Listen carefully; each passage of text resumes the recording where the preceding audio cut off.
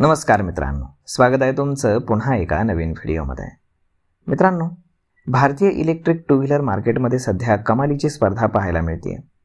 या स्पर्धेमध्ये स्वतःचं स्थान आणखीन मजबूत करण्यासाठी दिग्गज वाहन निर्माता कंपनी हिरो मोटोकॉर्पने एक अत्यंत आक्रमक पाऊल टाकलंय.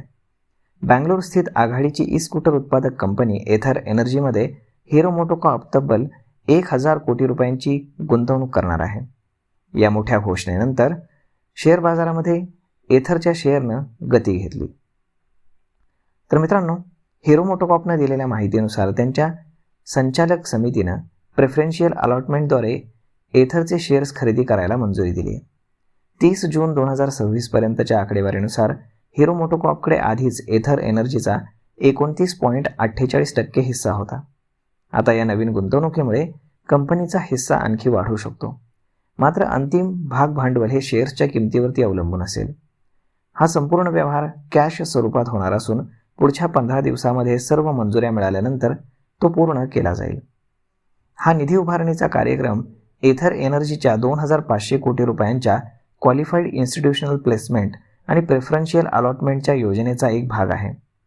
कंपनी या पैशांचा वापर आपला व्यवसाय वाढवण्यासाठी, नवीन उत्पादनांच्या संशोधनासाठी आणि उपकंपन्यांमध्ये गुंतवणूक करण्यासाठी करणार आहे. वाहन डेटानुसार एथर एनर्जीने भारतीय इलेक्ट्रिक टू व्हीलर बाजारामध्ये 16.12% मार्केट हिस्सा सोबत ठेवून तिसरं स्थान कायम ठेवलंय. जून महिन्यामध्ये कंपनीनं 31,188 गाड्यांची नोंदणी केली, जी मे महिन्यातील 28,512 युनिट्सपेक्षा 9.4% अधिक आहे.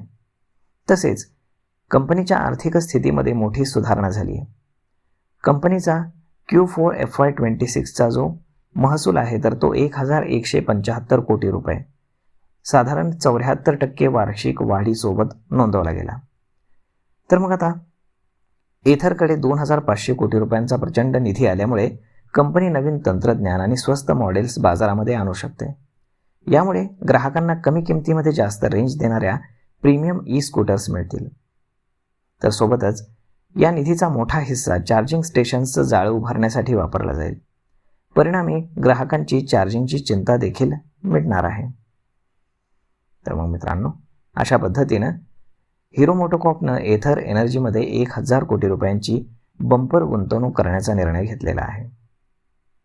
तर मग मित्रांनो, हा व्हिडिओ, ही माहिती तुम्हाला कशी वाटली हे तुम्ही आम्हाला कमेंट करून नक्कीच सांगा.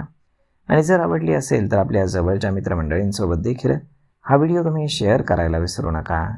धन्यवाद.